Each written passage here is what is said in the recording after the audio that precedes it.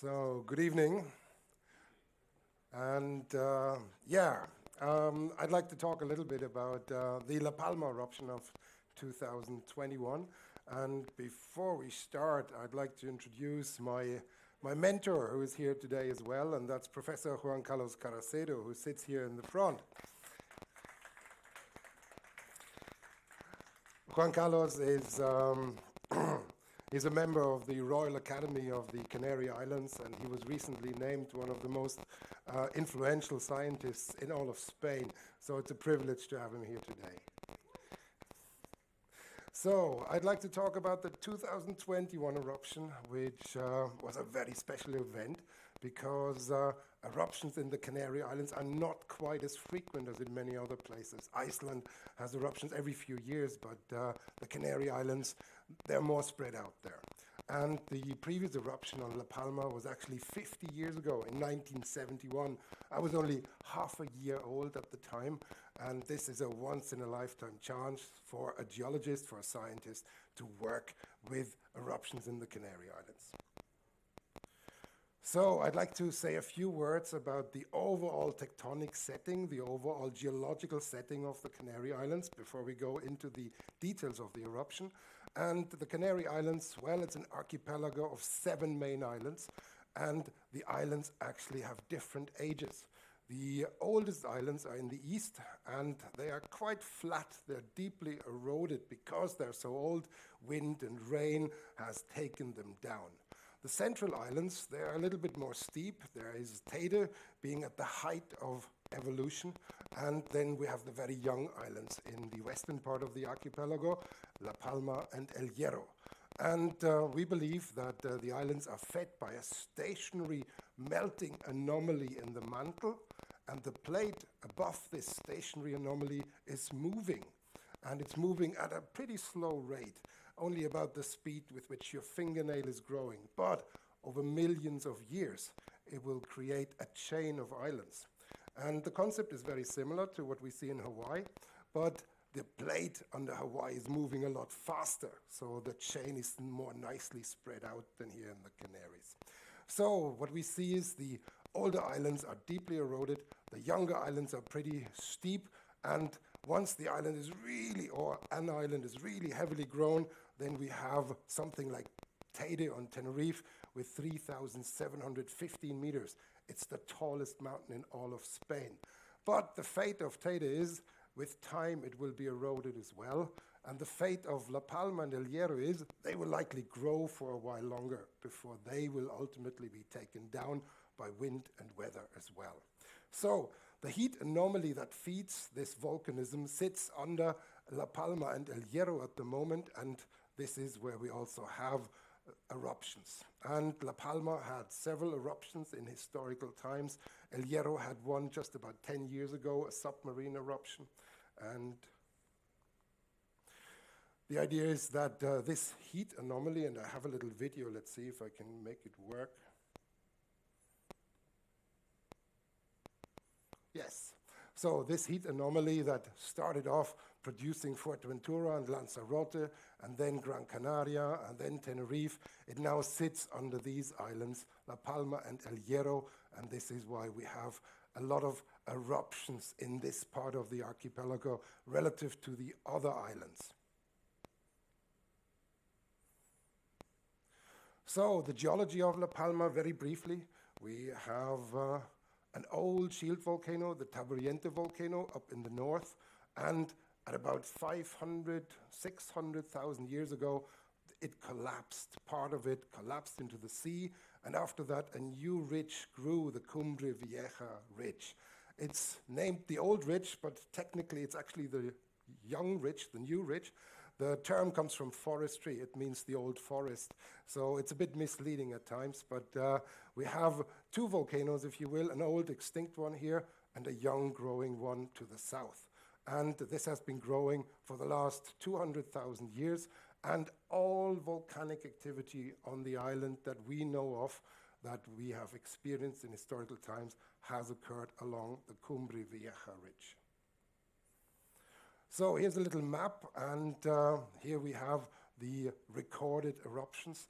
There is the 1585 one, there's the 1712 one, the 1646 one, the 1667 one down here, and then we have the 1949 one, and there's one which is believed to have occurred in 1430, but it wasn't witnessed and recorded in the classical sense, so it's a speculative element there. And then, of course, we have the new one, the 2021 eruption, and all emanate along this ridge and produce lava flows that travel down to the sea, either to the west or the east. And here's an image from the 1949 eruption, an early photograph, and this is one from the 1971 eruption. Both look actually quite similar to what we have seen just last year in the 2021 eruption. So here's a little table of the historical eruptions in the Canary Islands, and half of all the historical eruptions in the Canary Islands happened along this ridge, along the Cumbre Vieja ridge. So most eruptions happen there, and this is the hotspot of volcanic activity in the Canary Islands overall. So what is this ridge made of? Well, there's these feeder dikes, as we call them. These are fractures that allow magma to rise up, and these fractures that guide the magma, they feed vents at the surface. And geologically, every so often, one of these fractures breaks through to the surface and produces a volcano, producing, for example, those here of 1585, 1646, 1712, and then, of course, the younger ones, 1949, 1971, and the latest one just last year.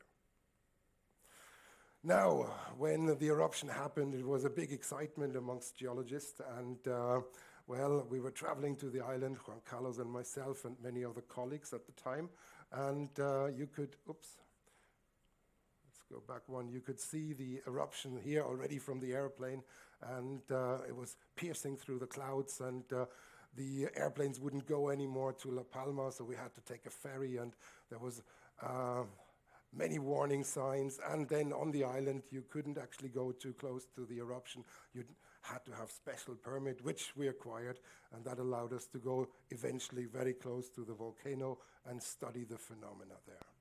So just a very brief history, and you don't need to read the details. I'm trying to summarize it for you. There was, in fact, heightened earthquake activity since 2017. So scientists had an inkling that something was coming up. It wasn't completely out of the blue. And then in early September 2021, the seismicity increased. So here's a timeline, and this is the earthquake activity given in red, and this jumped up in early September. During the following days, the earthquake intensity was increasing yet more, and it happened mainly at a depth of about 8 to 10 kilometers below the surface. The maximum ground deformation was increasing. The volcano was swelling up by up to 20 centimeters. And then, strangely enough, the volcano fell quiet for 2 days, just to erupt 2 days later. So somehow the magma got stuck, and it was trying to push through, but eventually it found a way, and the earthquakes were rising up very quickly up to the surface, and with quite some intensity. M4 is it's reasonably intense. M4, you can have glasses falling out of the shelves at that earthquake intensity.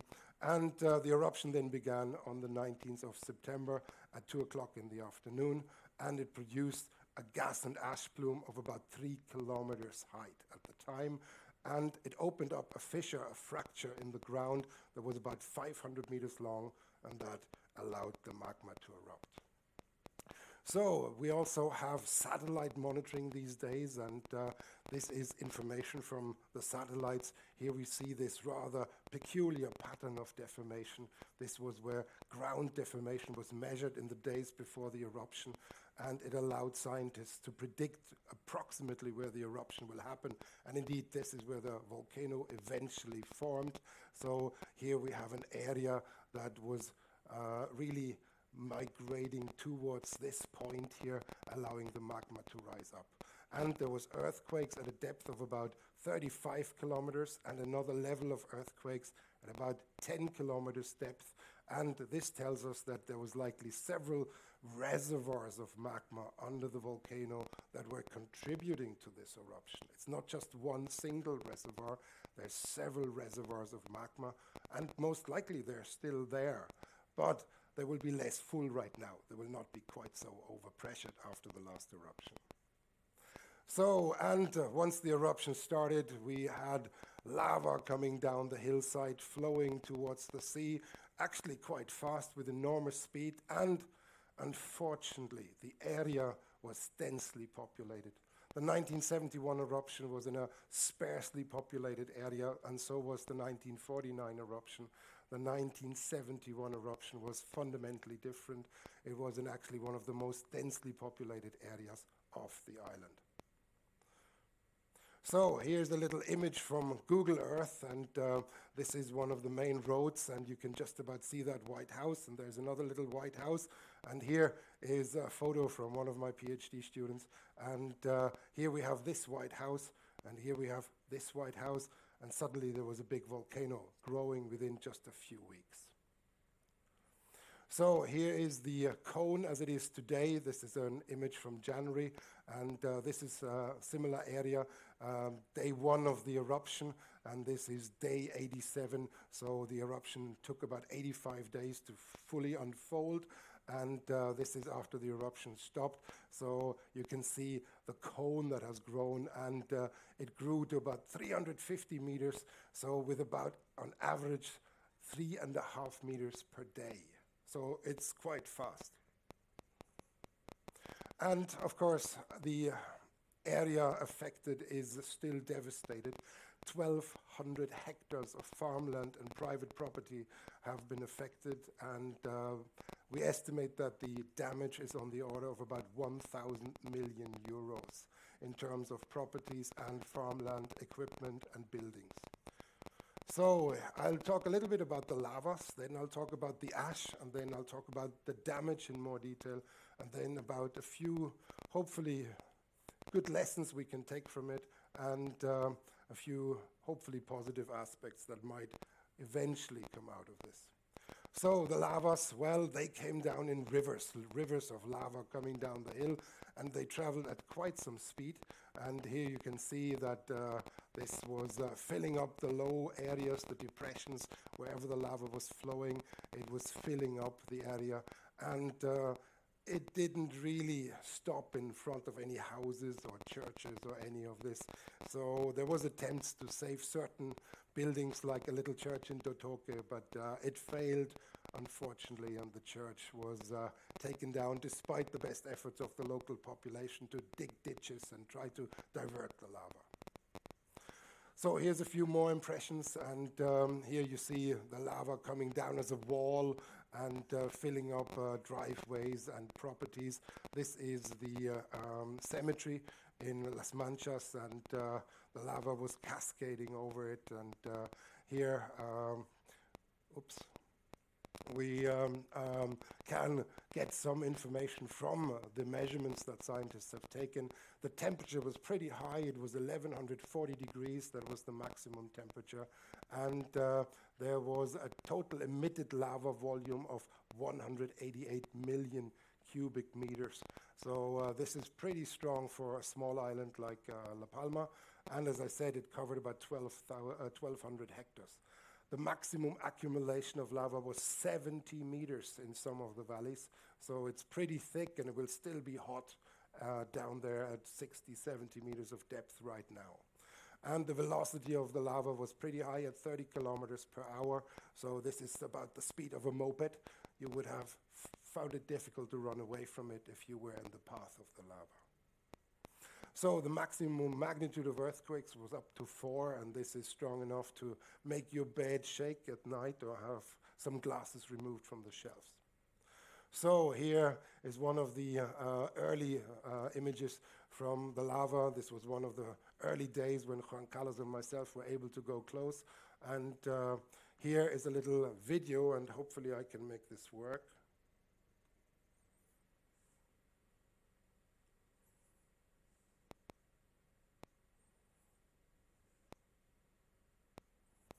And at that kind of proximity, you can actually feel the heat.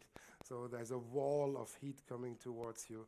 And you can see that it's really more than 10 meters high and, yeah, glowing fragments of lava are falling down. So you can't get too close, obviously, because there may be balls of lava rolling towards you if you happen to be too close.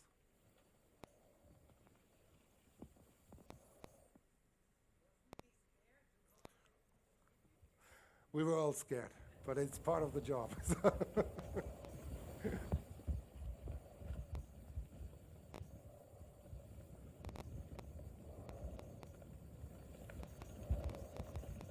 So that's me, actually. And Harry, my former PhD student, he recorded it.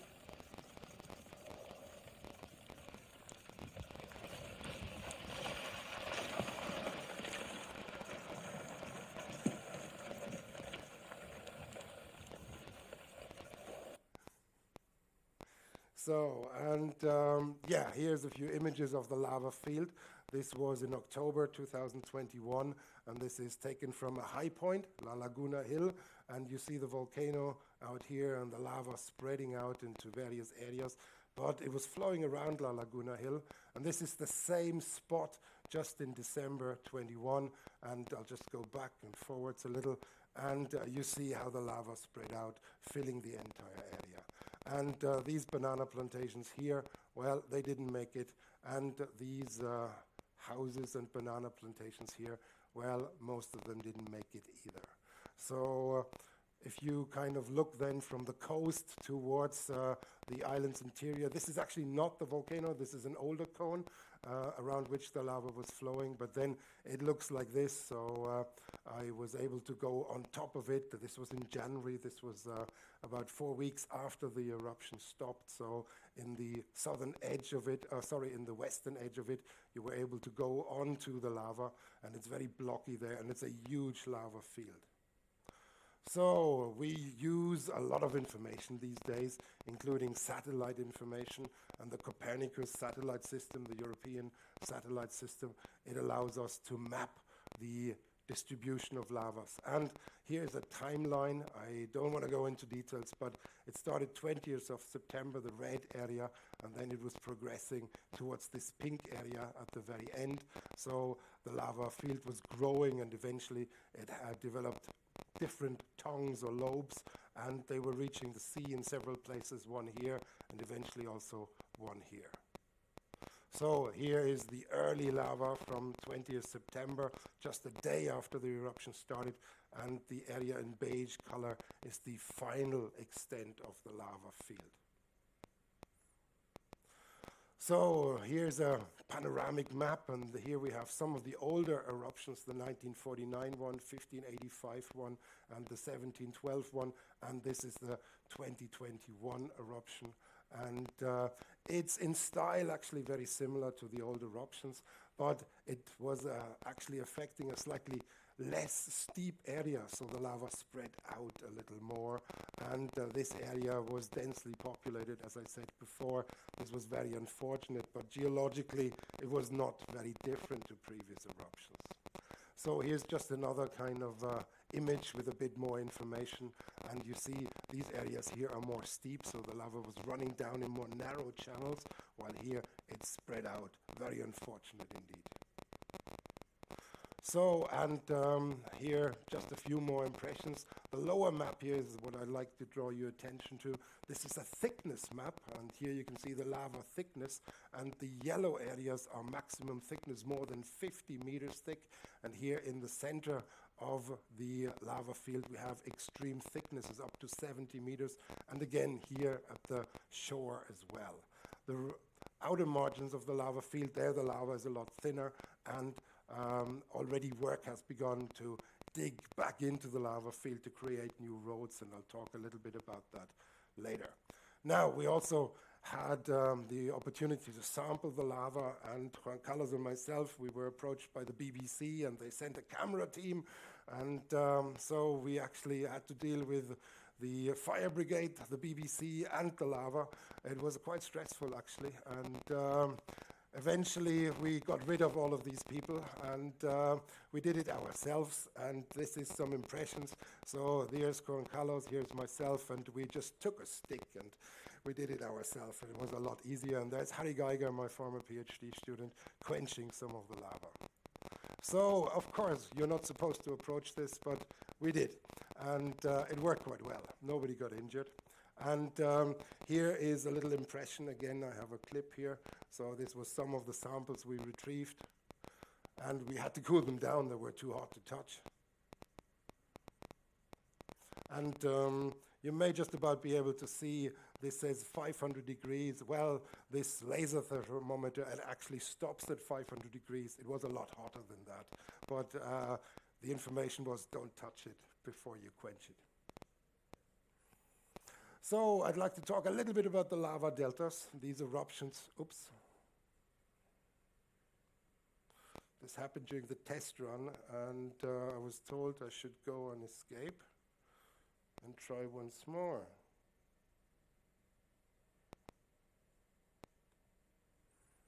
So we're back, very good. So the lava deltas, this is how new land is created, and this is how the islands grow laterally. And here we have an image from during the eruption. The lava deltas grew yet further, and here we have the information that the lava reached the sea first time September 28th, and it was actually cutting off several areas, unfortunately, and I'll mention that a little bit later on. And it's produced about 50 hectare of new kind of area, and what's going to happen with that, we don't know yet. It's owned by the Spanish government. Some people want to put fields on it. Other people want to put hotels on it. Other people want to make a volcano park. Well, we will see. So, and this is just this panoramic view again, just very briefly. We had one lobe here and one lobe here spreading out. And unfortunately, it created this island of undisturbed area in between. And you couldn't go there from there. You couldn't go there from here. So actually, the Spanish Navy is taking people there now because you can't walk over the lava. It's still too warm. And this is also a very unfortunate situation of this particular eruption. So let's see if I can make this work. Yes, so this is progress of the lava with time, at least from the early part of the eruption, and it was hitting this hill, and then it was flowing around this pre-existing volcanic cone to eventually make this little lava delta. So this is how the lava delta looked like during the eruption, and I should point out that this is intriguing because you see red-hot lava coming down here, you see it here, but you lose it in between. And that means that there's lava tunnels in the lava field. And once they have cooled and drained out, I'm sure they will be spectacular to walk through, but not in the next few months, I would think. So this is right at the edge of the cliff of La Palma, and Juan Carlos and myself, we were able to go there through one of the banana plantations, and here you see the lava, and then it cascaded down, making this lava delta. And we, of course, took samples for chemical analysis from there, and this is rather a spectacular sight, really being right on the edge of the cascading lava. And this is me posing as a volcano hero. And here we are at the area where the lava came down the hillside, and this is a view from above where we can view this new lava delta. You still can't walk on it, so I'm just at safe distance there in the photo, as you can probably tell.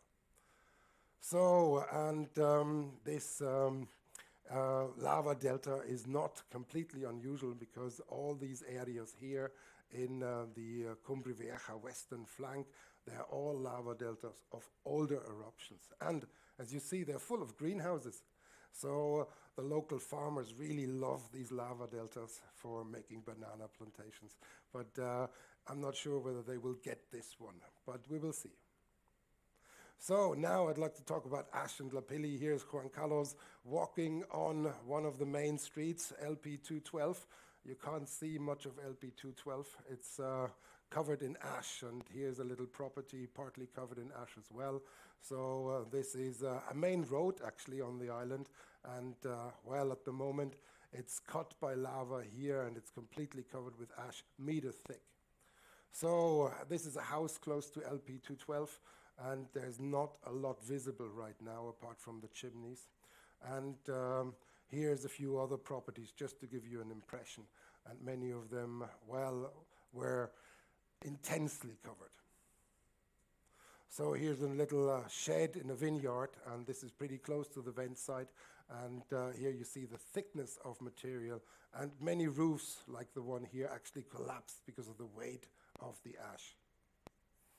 And here you see the ash plume, and it's taken to the south here towards Funcaliente, which is about here.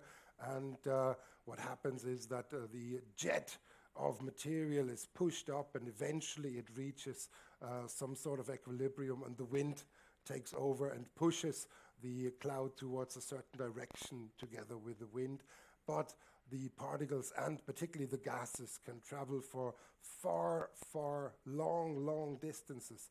And some of the gases were even measured in South America. Some of the particles were measured in mainland Europe. So these can travel for long distances, which is not unusual, because if you think of the Sahara winds, they bring particles all the way to South America as well. So ash particles would be affected by the same process. So here's a little video, and this is to give you a sense of how ash fall feels.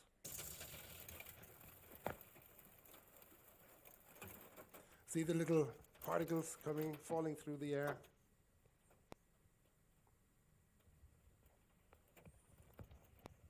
And here's the volcano doing its thing. The sound is actually little stony ash particles hitting the screen of the car. And maybe we'll skip this. Oh no, sorry. This is the volcano rumbling.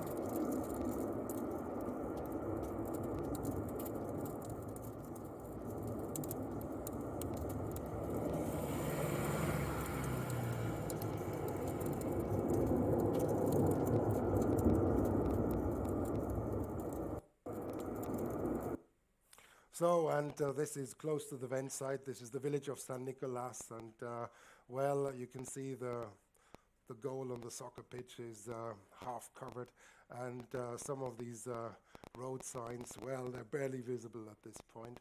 And here's just a sampling site where we tried to sample ash in a stratigraphic sequence from the youngest to the oldest, and you see it's quite a thick cover of ash in many places there. And back in the laboratory, we of course look at these particles, and you can see here the ash is really spiny, and this makes it very dangerous to inhale. And these are some larger particles, but the tiniest particles are also very spiny. How does it work? Well, if you have bubbles growing in the volcanic vent and the bubbles become so big that they burst, then you have the little kind of spiny bits left. So effectively what these little spiny bits mean is that there was a bubble, and you see a bubble here inside this particle as well. So the problem with those is if you inhale them, you can't get them out anymore. They are in your lungs, and this was a key problem in the areas affected. So, but there was also this rather intriguing phenomena of large blocks coming down the volcano, rolling lava bombs, and there was these images from 1677, and it seemed that some of the locals at the time portrayed this phenomenon, but of course we all forgot about this or didn't interpret it correctly. But what we then realized is that there's big chunks of glowing material rolling down all the way from the volcano, and we were lucky enough to catch one on video.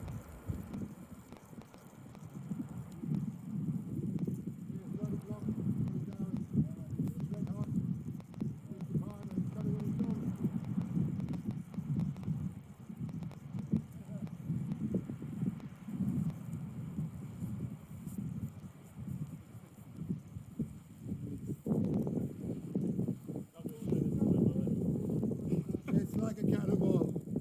It's unstoppable if you're in its way.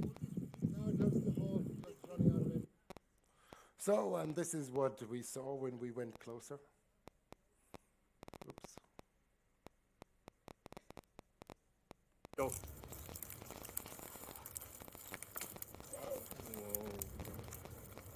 As we know, you can break the fire. Hang on. So, and yeah, well, the thing with these rolling bombs is that volcanologists get trained very early to not run away from them. It's very dangerous to run away from them. It's more like being a goalkeeper in soccer. You have to actually watch it coming and then you step away. So if you are running away and it comes after you, then you have no control over the situation. So we did the right thing by just watching it coming and making sure that we would step away. Oh, it gave up on me again.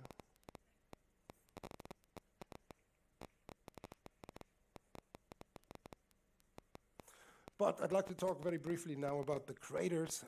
There were several craters active at the same time, and here's a few images from the night, and it was, of course, magnificent to watch, despite the fact that it was, of course, a real disaster for the local population. But as a volcanologist, you have these mixed feelings because there's something just spectacular about it, of course, as well. So, and this is the vents from above, from the hillside, and this is as close as we were allowed to go during the eruption.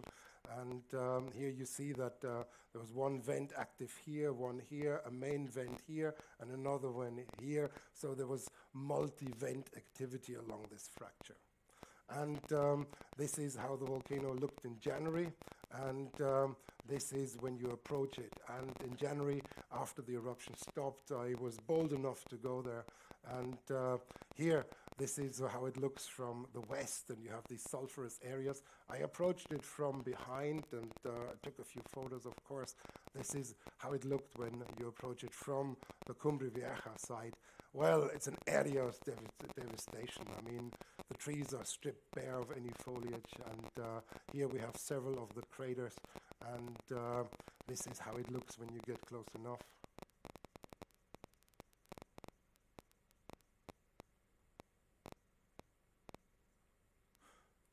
And I was bold enough to take a sample of sulfur here, but I didn't dare to go any closer than that. So, and here's some of the sulfur that I sampled in the crater area. Here's little droplets of native sulfur. They were liquid, and that means they were deposited at several hundred degrees, and they're now in the laboratory in Stockholm for chemical analysis, for isotope analysis, which will tell us something about the actual origin of the magma and the gases that the volcano has been forming from. So I'd like to talk a little bit about the damage, because this is the reality. We have to think about this. So this is the entire lava field, and the eruption lasted for 85 days. That means a lot of people were affected, had loss of income in that time, and it also meant a lot of support was required. Fire brigade, police force, Red Cross, etc., etc. Many kind of support organizations from the mainland, from Spain, were called in, and this was a huge financial effort. Almost 8,000 people were evacuated, more than 2,800 buildings were destroyed. That includes 1,300 homes and about 1,500 utility buildings. Almost 1,000 hectares of plantation land were destroyed, much of it irrecoverably. And about 70 kilometers of vital roads were affected and were taken out by the eruption. But the real good news is no direct loss of human life, which is a real achievement. Nobody died. There was one strange case of a volunteer who went into the exclusion zone, volunteering to clean up, but he snuck away from the group and went to the house of his daughter, and somehow he must have gotten into a gas trap, and this was likely a fatal situation for this particular person because he was unsupervised. It shouldn't have happened, but this is something that is almost unavoidable. But it was not a direct result of the volcano. It was because somebody actually broke the rules. So And the damage is on the order of about 1,000 million euro, all in all. So here's just a few impressions. This is an older volcanic hill, and this was before the eruption, and this is Montaña Dodoque after the eruption. You see it's almost completely enveloped by lava. And I showed these similar images before. This was in October, this was in December, and you can see how the area was gradually, progressively covered with lava. And here we have what we call a kibuka. It's a Hawaiian term. It means a little island flown around by lava. And here we have some houses. Looks quite nice, actually. But of course, there's lava on either side of it, so you can't go there anymore, at least not at the present day. So this is from Las Manchas Cemetery, and here we have lava cascading over the cemetery, and it's quite a grim sight, actually. So then we have some of the buildings that got destroyed, and here we have lava coming down, taking out electric cables, and also blocking roads, of course. And here's another video. Hopefully this will work fine.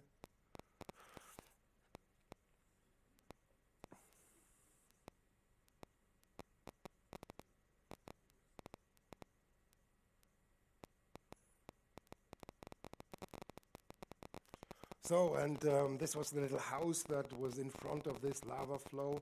And, well, we had the privilege, in inverted commas, to watch the fate of this house because the lava was approaching relatively slowly. We were at safe distance, but now here's the video of the fate of the house.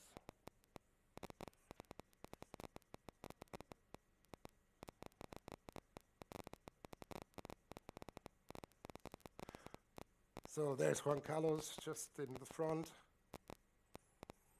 And the house got eventually buried. There's myself, but we wouldn't want to go any closer at that point because obviously this is getting very dangerous. And just a second after that, our gas tank in the house actually exploded.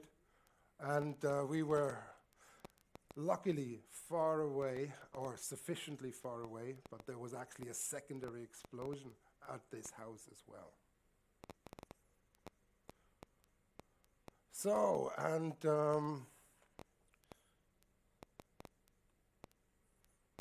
yeah, this is then how the whole situation continued after the explosion.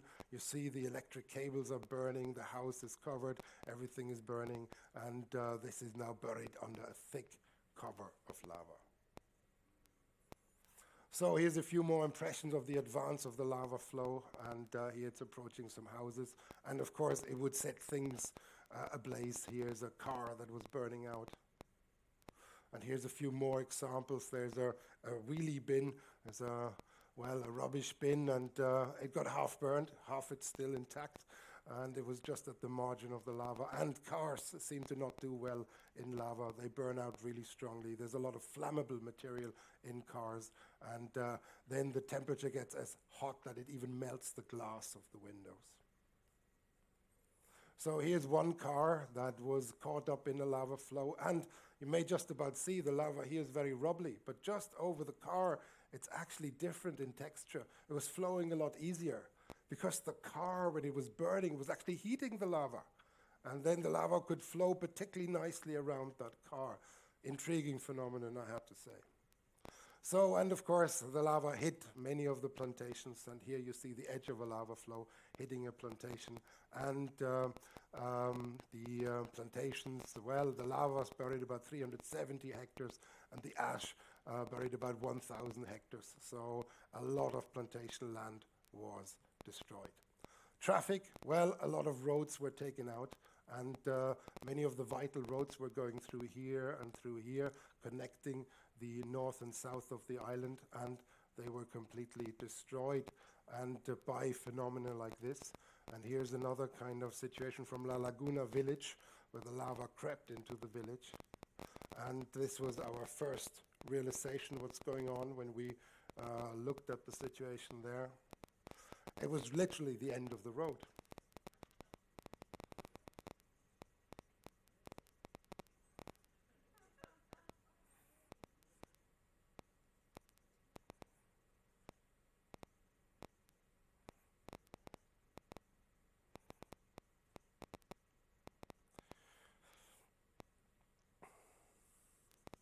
So, and then of course we approached it at the very edge. It was cool enough to actually work with the samples, and there we are taking some samples. The tree actually didn't make it. I went back there a few months later, and my wife was asking, has the tree survived? And I had to report, unfortunately not. So, and here's another road that was taken out, and here it's a thinner lava cover, but of course it's not usable at this point. And what happened is that in order to get to this place down here, Portonaos, the authorities have built a new section of road here to connect this and this road, because you couldn't go around there anymore. And we've driven this road, Juan Carlos and myself, in January, and this is this very new section of road, brand new. It was a virgin road. We were some of the first people to drive on it, and there it is. It did cost about €1.5 million, I understand, just to connect these two, but now at least these areas can be accessed again. So, and I mentioned this before, this area here is rather awkward because you can't really go there this way anymore. You can't come from the north either. So the Spanish Navy is bringing farmers and property owners in there to collect things and at least maintain the fields to a certain degree. And this area here on the thickness map, this is problematic. But sooner I would hope that this lobe has cooled down, and then there will likely be a new road being put through that lava lobe there to access this area again. So ash cover, just a few impressions now. It's quite intense. Here's some houses that were close to the vent areas, and here's a few more impressions.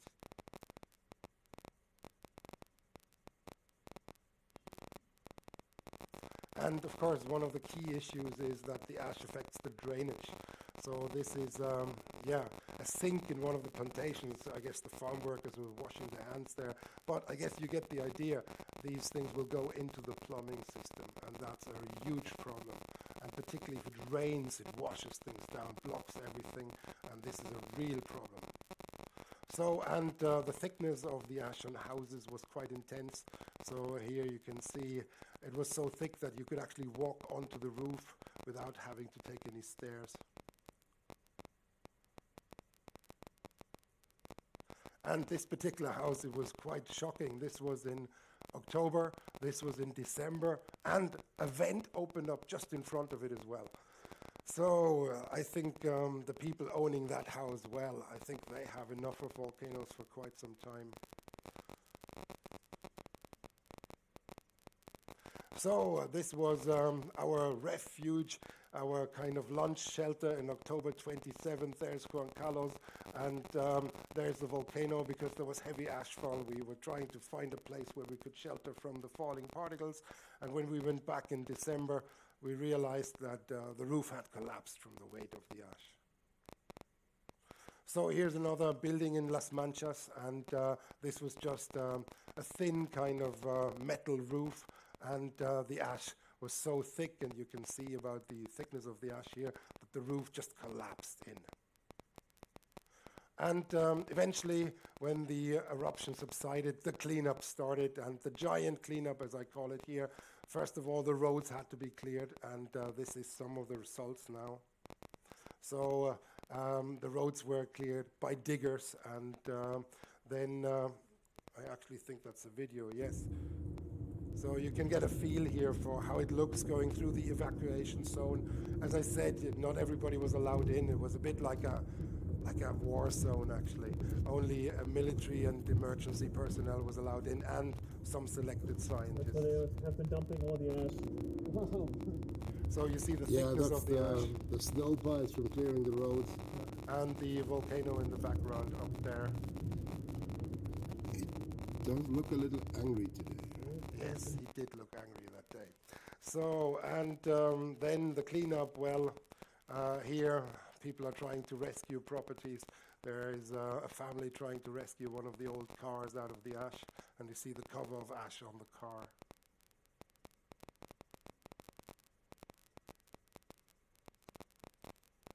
So, and now the effort is enormous, to be honest. I mean, great respect to all the workers there. Oh, once more.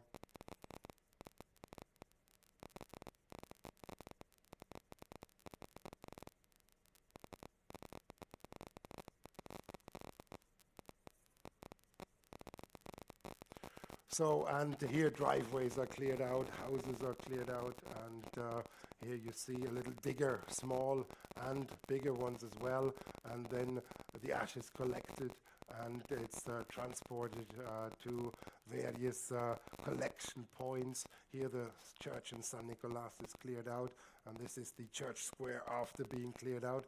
I mean, certain areas need to be shuffled out, but this one was cleared with a digger.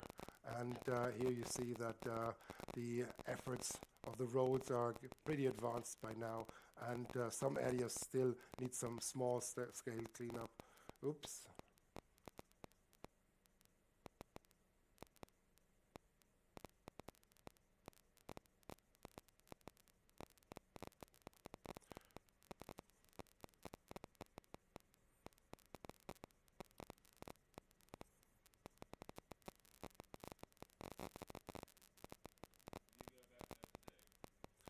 No, we didn't.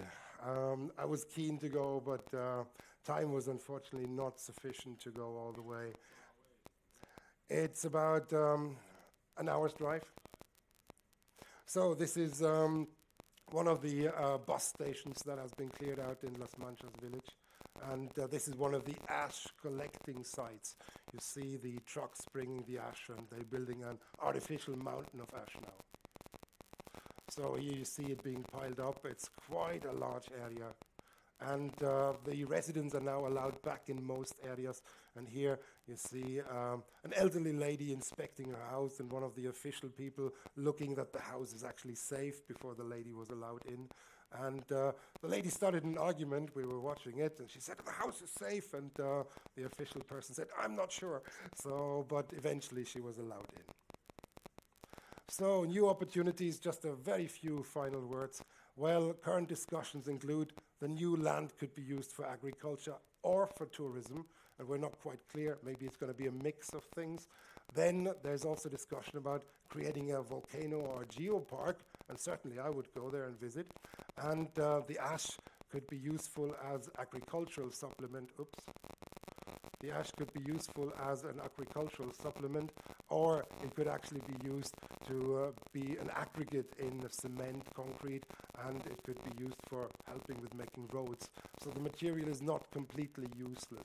So the pileup of ash will likely yield some economic return. But of course, it doesn't fix the damage done, but not all the ash is just a nuisance. There may actually be uses for it in the long run. So, and the final point really, and this is the fundamental lesson, the big challenge for scientists here, I think the good thing is that scientists are now able to predict the eruption and to make sure that nobody gets seriously hurt in Canary eruptions.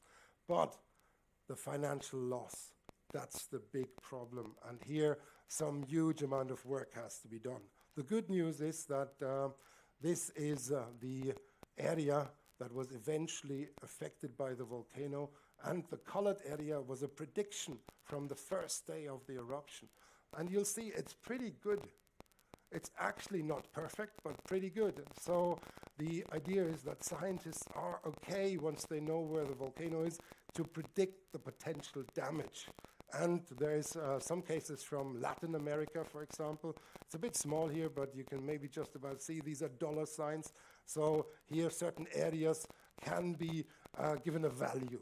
And that means ultimately you should be able to have insurances against volcano. And I think that's the big thing. To protect the population of financial ruin, I think insurance is what needs to be done now. That's the big challenge ahead. Because if the volcano erupts, your house is taken out, but you get refunded. It's not so bad. But if you lose all your livelihood, that's a real disaster. So I think this is the next step where geologists have to work together with insurances in order to make this a possibility. And then hopefully these eruptions will become spectacular features of nature rather than disasters. So thank you very much for your attention. Some of the clips, if you're interested, they're on YouTube, on my channel. So have a look if you like. Thank you.